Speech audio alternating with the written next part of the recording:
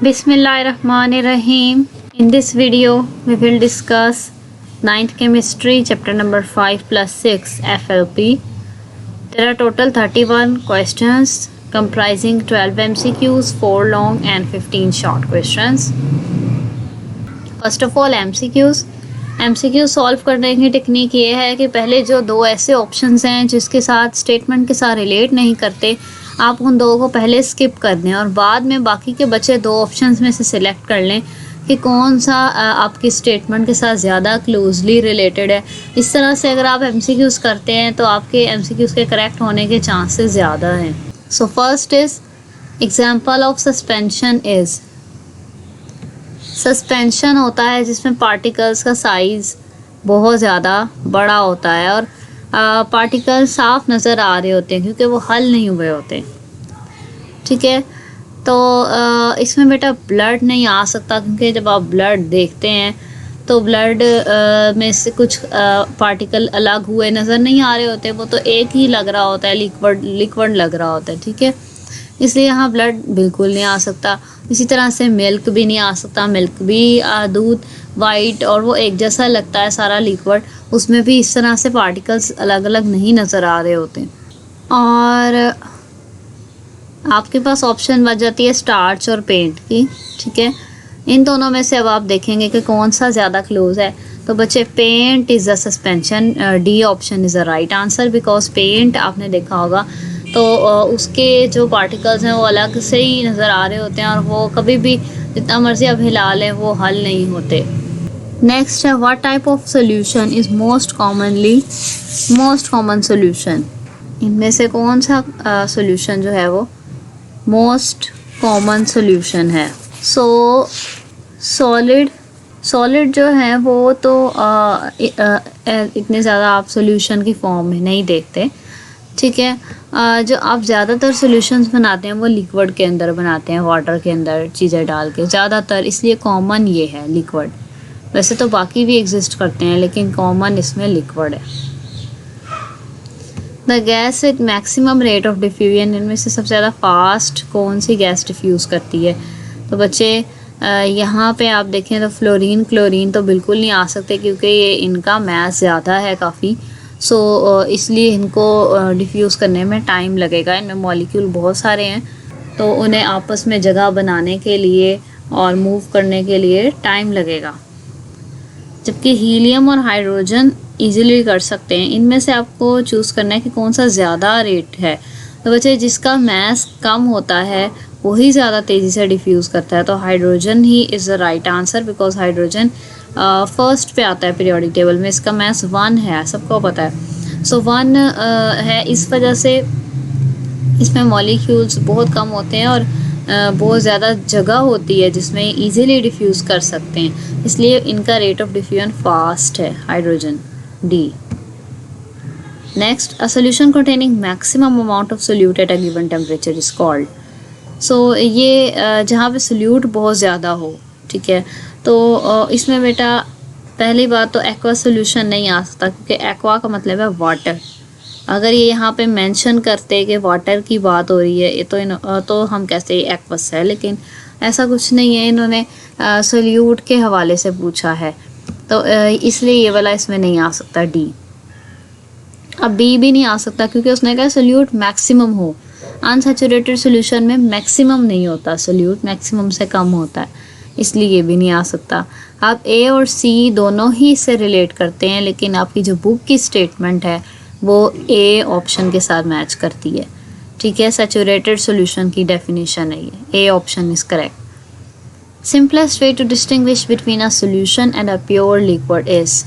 ठीक है, इनमें से वो कह रहा है कि अगर आपके पास एक सोल्यूशन बना हुआ है जैसे वाटर के अंदर चीनी डिज़ोल्व हुई हुई है और एक आपके पास सिंपल वाटर है, अब आपको कैसे पता चलेगा इन दोनों में से वाटर कौन सा और सॉल्यूशन कौन सा है। तो उसके लिए एक मेथड होता है, वो बताना है। बच्चे इसमें आपके पास एवेपोरेशन का मेथड यूज़ होता है। ठीक है, यानी आप उस लिक्विड को हीट करेंगे, अगर हीट करके जब वो बुखारात बन के उठ जाता है उसके बाद नीचे एक कोई चीज़ बच जाती है तो प्रेसिपिटेट बच जाते हैं, दैट मीन्स कि वो सोल्यूशन था। और अगर नीचे कुछ नहीं बचता तो फिर वो लिक्विड था, तो D option is correct. Next which one of the following salt gives out heat on dissolving in water. Okay, so यहाँ पर NaCl नहीं आ सकता, बिकॉज NaCl वो सॉल्ट है जो ना हीट एब्जॉर्ब होती है ना ही हीट एवॉल्व होती है जब उसको वाटर में हल किया जाता है, इसलिए यहाँ पर ये नहीं आ सकता। बाकी ऑप्शंस में से बच्चे ये C और D दोनों ही ऐसे सॉल्ट्स हैं जिनको जब वाटर में हल करते हैं तो हीट ये एब्जॉर्ब करते हैं, एंडोथर्मिक रिएक्शन होता है। जबकि B option is right answer, क्योंकि सीजियम सल्फेट को जब वाटर में हल करते हैं तो हीट निकलती है, रिलीज़ होती है। नेक्स्ट है which one produces colloidal solution, है इनमें से कोलाइड कौन सा है। सो जो कॉपर सल्फेट है और सिल्वर नाइट्रेट के सॉल्यूशंस हैं ये तो हमारे पास आ जाते हैं, हम कह सकते हैं कि वाटर में हल हो जाते हैं, इस वजह से ये सॉल्यूशन है, इनके पार्टिकल्स अलग अलग नज़र नहीं आ रहे होते। जबकि ब्लड जो है इसमें पार्टिकल्स फिर भी थोड़े बहुत नज़र आ रहे होते हैं, ये है कि इनको हल किया जाए।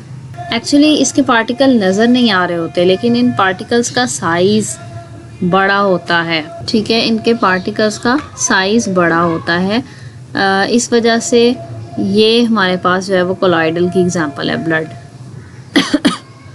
Next tissue in our body is made up of. Okay, so ये आपके पास एक साइड बॉक्स में से है ये MCQs। और टिश्यूज़ जो हैं वो हमारी बॉडी में किस किस्म के केमिकल से मिलके बने होते हैं बच्चे, water based chemical, D option. Suspension की एग्जांपल पूछी गई है, सो इट इज़ पेंट, जैसे कि आपने ऊपर भी देखा था। ओके, नेक्स्ट है जी allotropy of oxygen.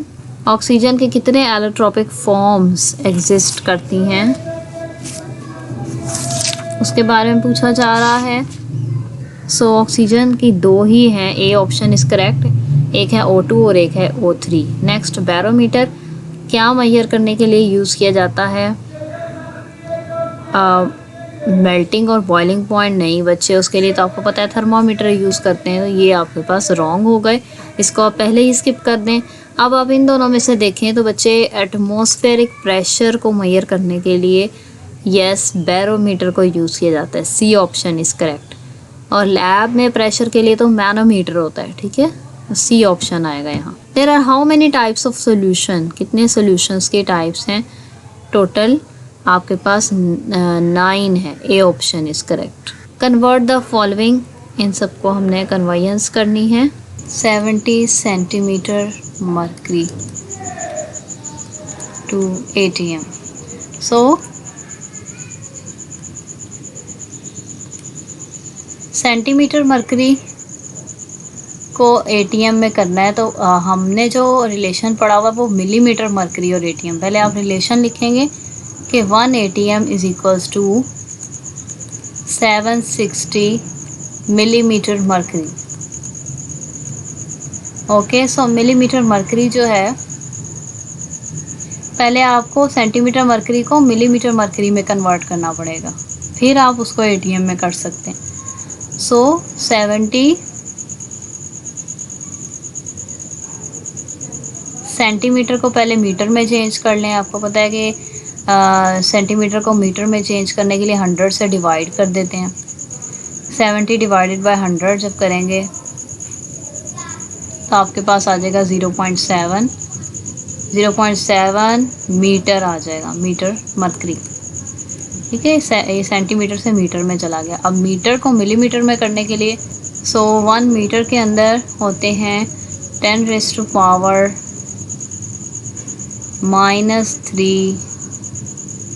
Millimetre. Okay, यानी कि अगर आप 0.7 मीटर को मीटर मर्करी को आप मिलीमीटर में कन्वर्ट करना चाहते हैं तो आप क्या करेंगे, 0.7 को मल्टीप्लाई करेंगे 10⁻³ से, तो ये हो जाएगा मिलीमीटर मर्करी में। जब आप इसे मल्टीप्लाई करते हैं आपके पास आंसर आएगा 0.7 को जब आप मल्टीप्लाई करेंगे 10⁻³ -3 से, तो it will come 0.0007। Okay, so ये मिलीमीटर मरकरी है। ओके, सो ये आपके पास अभी हमने सेंटीमीटर मरकरी को मिलीमीटर मरकरी में चेंज किया। अब हम इसको एटीएम में चेंज करेंगे, ठीक है। तो 1 एटीएम में 760 मिलीमीटर मरकरी है, तो दैट मीन्स हम इस वैल्यू को 760 से डिवाइड कर देंगे तो हमारे पास आंसर आ जाएगा। 0.00730 है पॉइंट के बाद। इसको जब आप 760 से डिवाइड करते हैं, okay, so you will get 0.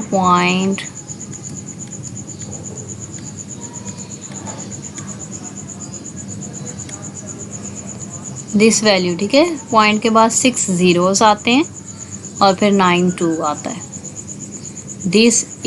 This ATM, okay, यानी कि 70 सेंटीमीटर मरकरी में इतने एटीएम पाए जाते हैं। ओके, सो ये आपके पास एक आंसर है। सेकेंडली उसने पूछा है 3.5 एटीएम को टूर में चेंज करें। It's very easy.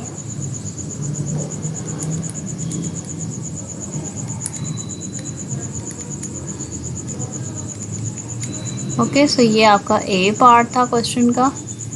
Now this is a B part.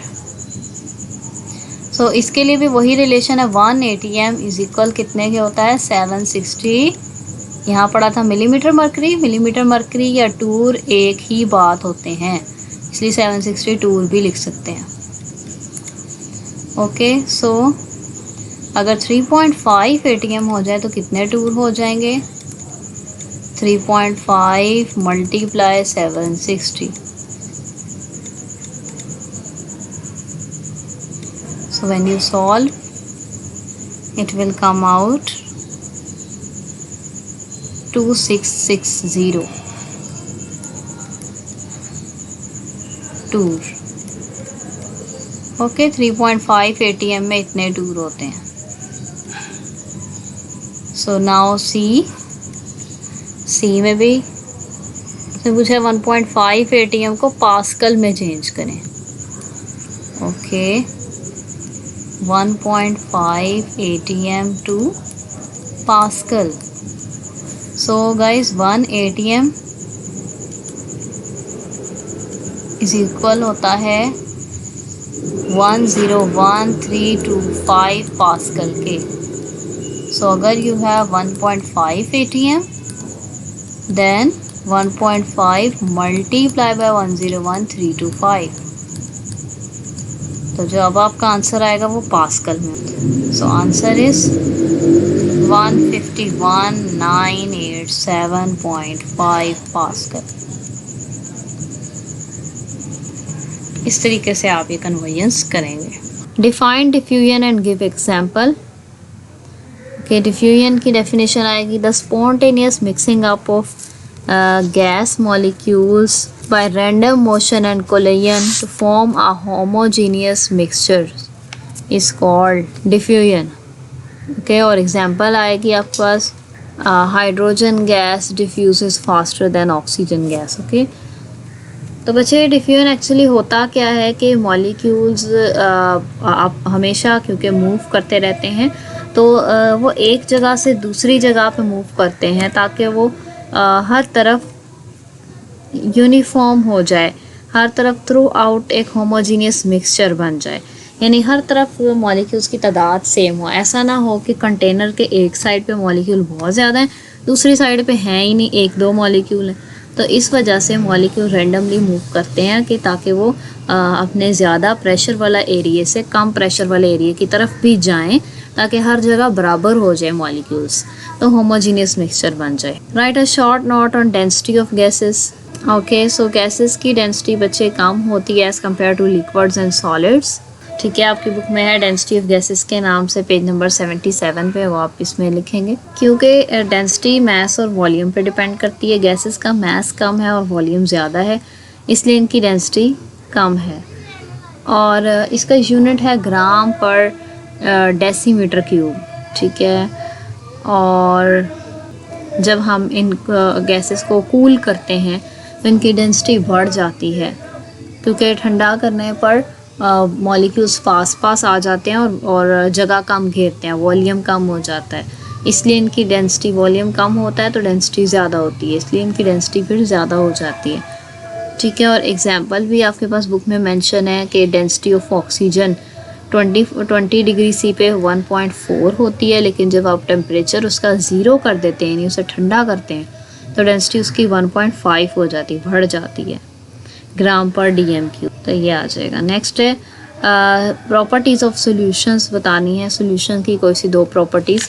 तो ये आपके पास चैप्टर के लास्ट में जो टेबल है जिसमें सल्यूट सॉल्वेंट, ये आपके पास चैप्टर नंबर 6 का क्वेश्चन है, तो उसके लास्ट में टेबल के अंदर सस्पेंशन, कोलाइड और सॉल्यूशन में डिफरेंस बताया हुआ है, तो वहाँ से आप सॉल्यूशन की 2 प्रॉपर्टीज़ लिख सकते हैं। ठीक है, first one is particles exist in their simplest form as molecules or ions.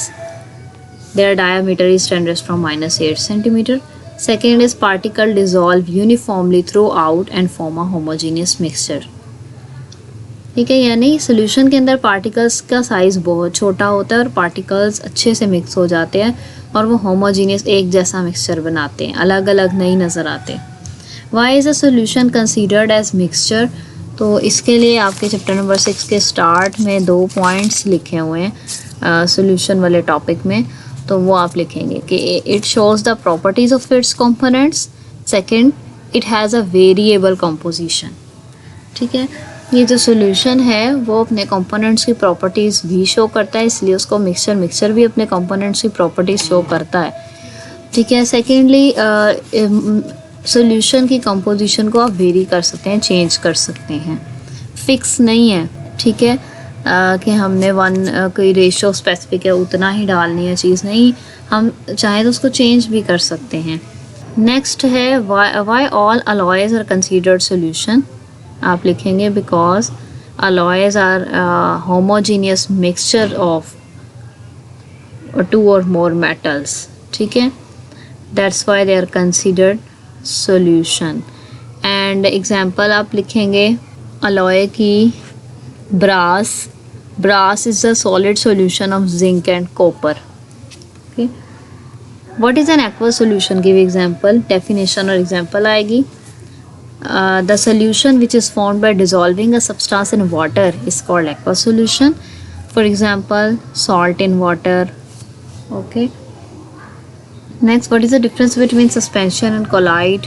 तो ये आपके पास सॉल्यूशन वाले चैप्टर के लास्ट में जो डिफरेंस का टेबल बना हुआ है, अगेन वहाँ से आपने सस्पेंशन और कोलाइड के 2 पॉइंट्स आप लिख लें। ठीक है, तो कोलाइड में आप लिखेंगे particles are large consisting of many atoms, ions और मॉलिक्यूल्स। एंड सस्पेंशन में आप लिखेंगे particles are of largest size, they are larger than 10⁻⁵ centimetre in diameter.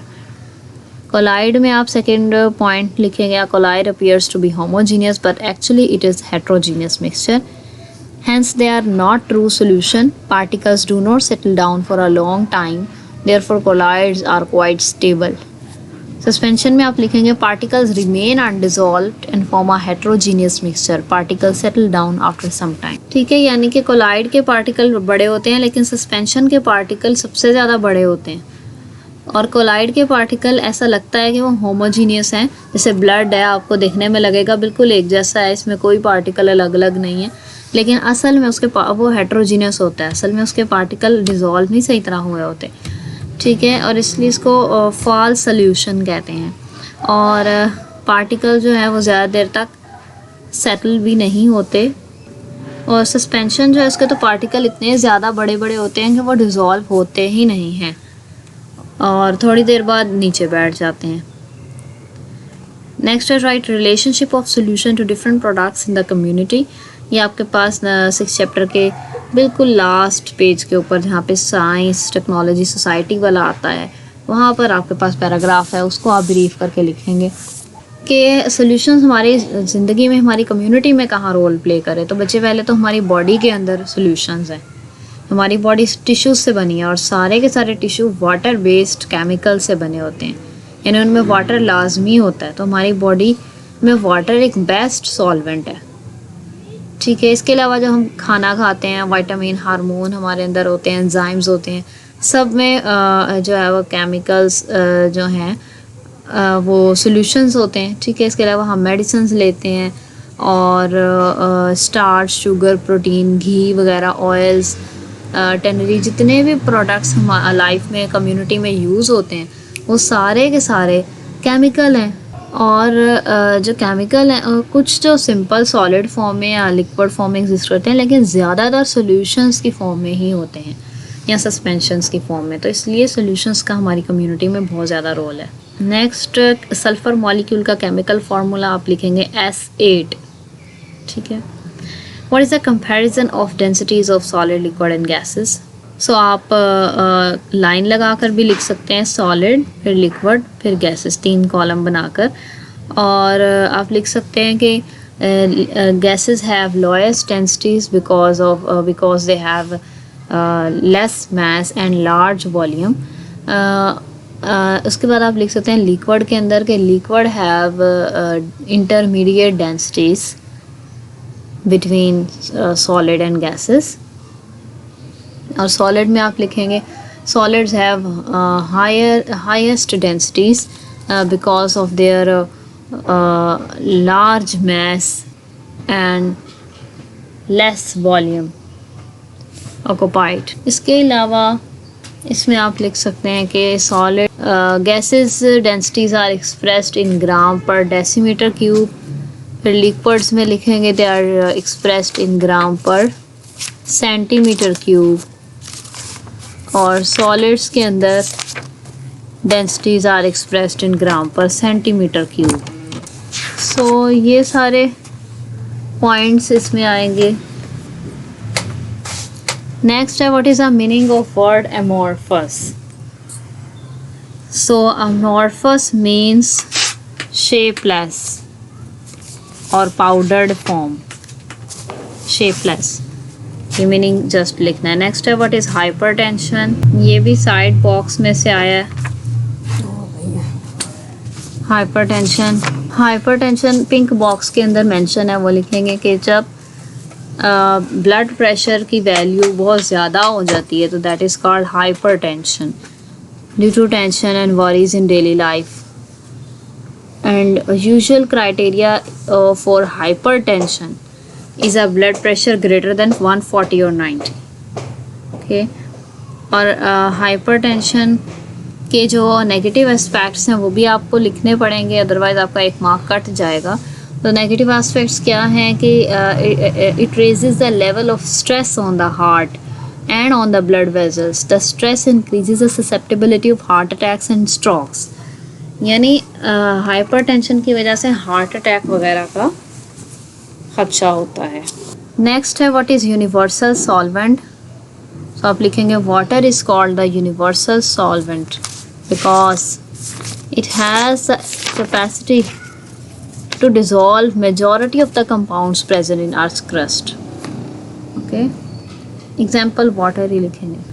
Next है you are asked to prepare 15% solution of common salt, how much of water will be required to prepare the solution. Okay. 15% का मतलब है कि 100 ग्राम total solution है और उसमें 15 ग्राम salt है।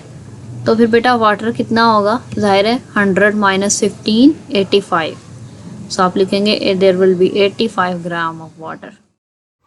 ई-बीप्स तालीम तरबियत और इम्तहानों की तैयारी का जदीद और अपनी किस्म का एक मुनफरिद निज़ाम है जो आपको घर बैठे ऑनलाइन तरीके से ना सिर्फ इम्तहानों की तैयारी खसूसी अंदाज में करवाता है बल्कि ये भी बताता है कि आपकी अब तक की तैयारी का मायार क्या है, तैयारी में क्या क्या खामियां हैं, ये खामियां कौन सी किताब के कौन से हिस्से में हैं, कौन सी गलती आप बार बार दोहराते हैं और अब तक के दिए गए पर्चों में आप ये गलती कितनी बार दोहरा चुके हैं और किस किस सवाल में आपने ये गलती दोहराई है, इस गलती को दूर कैसे किया जा सकता है। इसके अलावा पर्चे हल करने की तरकीब यानी प्रेजेंटेशन में क्या क्या गलतियाँ बार बार दोहराते हैं और अब तक के दिए गए पर्चों में वो गलतियाँ आप कितनी बार दोहरा चुके हैं और किस किस पर्चे में आपने ये गलती दोहराई है और इस गलती को दूर कैसे किया जा सकता है। आपकी लिखाई यानी हैंड राइटिंग का मायार क्या है और उसको कैसे बेहतर किया जा सकता है। लॉन्ग क्वेश्चन है। फर्स्ट न्यूमेरिकल है। न्यूमेरिकल का पहले आपने स्ट्रक्चर लिखना है, यानी गिवन, रिक्वायर्ड सारा लिखना है, फिर आपने फार्मूला, फिर आपने सोल्यूशन लिखना है और देन आपने यूनिट लिखना है। तो 12 मोलर है H2SO4, ऑलरेडी वो कह रहा है लेबॉर्ट्री में प्रिपेयर्ड है, और आपको सिर्फ उसमें से 0.1 मोलर का 500 सेंटीमीटर क्यूब चाहिए। तो आप क्या करेंगे? तो बच्चे इस सोल्यूशन के अंदर से हम सारी कैलकुलेशंस करके एक वॉल्यूम की वैल्यू निकालेंगे। फिर उतना वॉल्यूम हम इस सॉल्यूशन में से निकाल लेंगे और फिर उसको किसी वेज़ल, किसी फ्लास्क में डालेंगे और फिर उस फ्लास्क में 500 सेंटीमीटर क्यूब तक वाटर डाल देंगे। इस तरह हमारे पास सॉल्यूशन ये वाला प्रिपेयर हो जाएगा। इसी सॉल्यूशन की मदद से हमने ये वाला कर लिया। हमें दोबारा से नहीं सल्फ्यूरिक एसिड लेना पड़ा, वाटर लेना पड़ा। हमने इसी सॉल्यूशन को छेड़ के ये वाला नया सॉल्यूशन बना लिया बाय डूइंग कैलकुलेशंस। ठीक है, तो वो कैलकुलेशंस ही वो पूछ रहा है कि किस तरह से होंगी। तो फार्मूला आपको आना चाहिए M1V1 = M2V2, उसके ज़रिए आप कर सकते हैं। सो इट इज़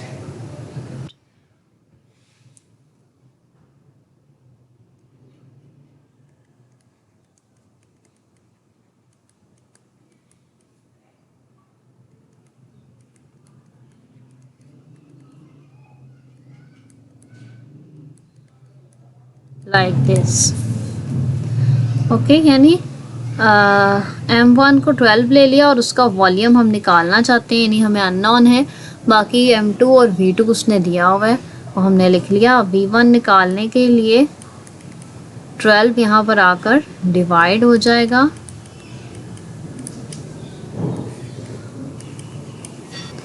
अब इसको सॉल्व कर लेंगे तो ये आ जाएगा 4.16। यूनिट आएगा सेंटीमीटर क्यूब, क्योंकि जो पहले यहाँ वॉल्यूम दिया गया था 500, ये भी सेंटीमीटर क्यूब में था। यानी आप आगे लिखेंगे आप क्या? आप लिखेंगे 4.1 centimetre cube of the 12 molar H2SO4 solution is taken in a volumetric flask of 500 centimeter cube capacity and then added water up to the mark. Okay, यानी आपने इस सोल्यूशन में से पिपेट के ज़रिए 4.16 सेंटीमीटर क्यूब या ml, सेंटीमीटर क्यूब को ml भी कहते हैं, इतने ml सोल्यूशन आपने पिपेट के ज़रिए यहाँ से निकाल लेना है और उसको एक फ्लास्क में डालना है जिस फ्लास्क की कैपेसिटी होगी 500। उस पर 500 सेंटीमीटर क्यूब 500 ml के ऊपर एक मार्क लगा होगा, उसके ऊपर उस फ्लास्क में आपने ये चीज़ डाल देनी है। ठीक है, अब आपने उस फ्लास्क में ये चीज़ तो थोड़ी सी थी ना, बिल्कुल 4 ml तो बिल्कुल थोड़ा सा था। अब आपने उसमें वाटर डालना स्टार्ट करना है और वाटर आपने जहाँ तक मार्क लगा हुआ है 500 का, वहाँ तक आपने वाटर डालना है। तो वो आपका सोल्यूशन हो जाएगा 500 centimetre cube of 0.1 molar solution. Next, explain saturated solution with the help of example. Definition लिखेंगे, फिर एग्जाम्पल आएगी, देन उसकी preparation and then explanation. Here definition है solution containing maximum amount of solute at a given temperature is called saturated solution। Example के लिए आप ये लिख दें, यहाँ पर लिखी गई है।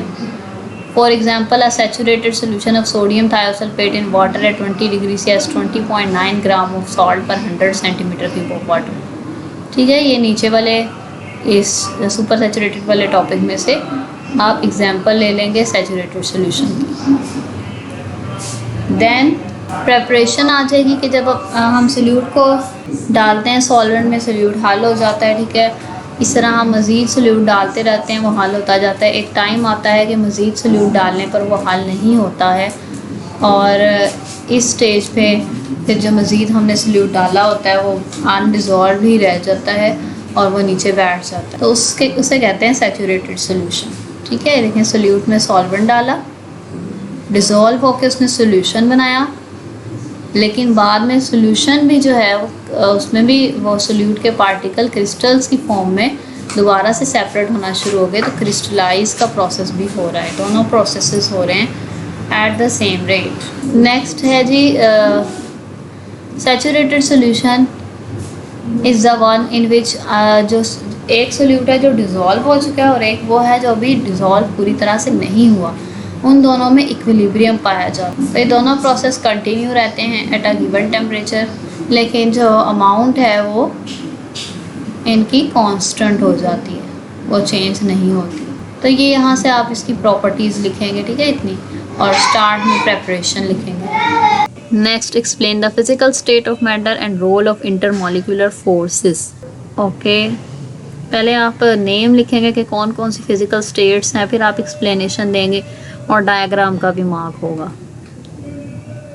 So here is this topic, ठीक है। First of all you will write matter exist in 3 physical state, gas, liquid, solid. फिर गैस के बारे में बताएंगे, फिर लिक्विड, और फिर सॉलिड, और फिर ये डायग्राम ड्रॉ करेंगे, ठीक है। गैस के मॉलिक्यूल में क्या है, ऐसे हम बहुत दफ़ा पढ़ चुके हैं कि गैस के मॉलिक्यूल बहुत दूर दूर होते हैं। Like here you can see बहुत दूर दूर पड़े हुए हैं एक दूसरे से, तो बिकॉज इनकी फोर्सेस बहुत वीक हैं, ठीक है, इसलिए दूर होते हैं एक दूसरे से। और यहाँ पर अगर देखें लिक्विड मॉलिक्यूल, इनके मॉलिक्यूल जो है वो पास पास होते हैं, इनकी फोर्सेस स्ट्रॉन्ग होती हैं, ठीक है। यही वजह है कि इनकी फ़िज़िकल प्रॉपर्टीज़ जो हैं वो डिफरेंट होती हैं। इन्हें डिफ्यूज़ भी करते हैं, वेपोरेट भी करते हैं, vapour pressure, boiling point, they have many properties. ये इनके इंटरमॉलिक्यूलर फोर्सेस की वजह से है। थर्ड है सॉलिड। सॉलिड के मॉलिक्यूल्स में इंटरमॉलिक्यूलर फोर्सेस इतनी स्ट्रॉन्ग होती हैं कि वो देखिए किस तरह अरेंज हुए हैं, ठीक है, टाइटली पैक होते हैं और ये बिल्कुल एक रेगुलर पैटर्न में अरेंज हुए होते हैं। इनकी डेंसिटी बहुत ज़्यादा होती है और ये इतने पास पास होते हैं कि ऐसे लगता है मूव भी नहीं कर सकते, इतने पास, इनमें स्पेस ही नहीं होती इनके दरमियान। तो ये तीनों का फ़र्क है। नेक्स्ट है what is meant by freezing point. Definition पहले लिखेंगे, फिर एग्जाम्पल लिखेंगे और देन एक्सप्लेनेशन। सो ये है आपके पास फ्रीजिंग पॉइंट कि लिक्विड्स को कूल किया जाता है। जब लिक्विड्स को ठंडा किया जाता है तो ज़ाहिर है तभी वो फ्रीज़ होंगे ना, सॉलिड में चेंज होंगे। अच्छा, तो लिक्विड और सॉलिड के दरमियान जब इक्विलिब्रियम आता है, जैसे मैंने आपको शॉर्ट क्वेश्चन में इक्विलिब्रियम, जैसे यहाँ लिक्विड वेपर में इक्विलिब्रियम है, ठीक है, उसी तरह बच्चे अगर सॉलिड और लिक्विड के अंदर हो जाए, इक्विलिब्रियम आ जाए, तो उस पॉइंट को, उस टेम्परेचर को कहते हैं फ्रीजिंग पॉइंट, ठीक है। अच्छा, तो बच्चे जो जब लिक्विड को ठंडा किया जाए, ठीक है, तो उनका वेपर प्रेशर कम हो जाता है, ठीक है, क्योंकि जब आप ठंडा करोगे दैट मीन्स कि आप टेम्परेचर कम कर रहे हो, तो उसके जो लिक्विड है उसकी काइनेटिक एनर्जी कम हो रही है, उसके मॉलिक्यूल्स इतने ज़्यादा तेज़ मूव नहीं कर रहे, तो उनके वेपर्स नहीं बन रहे। तो वेपर्स ही नहीं बन रहे तो वेपर प्रेशर भी उनका ज़ाहिर नहीं आएगा, वेपर प्रेशर भी कम हो जाएगा। तो जब हम लिक्विड्स को कूल करते हैं तो वेपर प्रेशर कम हो जाता है, ठीक है। और सॉलिड्स का तो आपको पता है कि वेपर प्रेशर होता ही नहीं है, बहुत ही कम होता है, ठीक है। तो बच्चे जब तक जब आप उसको ठंडा कर रहे हैं, ठीक है, तो वो बर्फ़ भी बन रहा है लिक्विड साथ साथ, ठीक है, लेकिन एक टाइम ऐसा आएगा कि लिक्विड का वेपर प्रेशर कम होता होता उस बर्फ़ के, यानी उस सॉलिड के फ्रीज़ हुई स्टेट के वेपर प्रेशर के इक्वल हो जाएगा। इतना कम प्रेशर हो जाएगा लिक्विड का जितना कि एक सॉलिड का होता है, ठीक है। तो वो जो टेम्परेचर होगा that will be called as freezing point, यानी कि लिक्विड और सॉलिड स्टेट्स जो हैं वो एग्जिस्ट करें एक डायनामिक इक्विलिब्रियम में, that is called freezing point, ठीक है। कि जिस स्पीड से लिक्विड के मॉलिक्यूल ठंडे होके आइस में कन्वर्ट हो रहे हैं, उसी तरह से उसी स्पीड से आइस के मॉलिक्यूल, सॉलिड आइस के मॉलिक्यूल मेल्ट होके लिक्विड में भी चेंज हो रहे हैं। जब ये दोनों प्रोसेसेस की स्पीड इक्वल हो जाती है, that is called a freezing point. और पहले आप डेफिनेशन लिखेंगे कि the temperature at which liquid and solid coexist in dynamic equilibrium is called freezing point. फिर आप ये बाकी की एक्सप्लेनेशन लिखेंगे और देन आप एग्जांपल देंगे। The freezing point of water is 0 degree centigrade.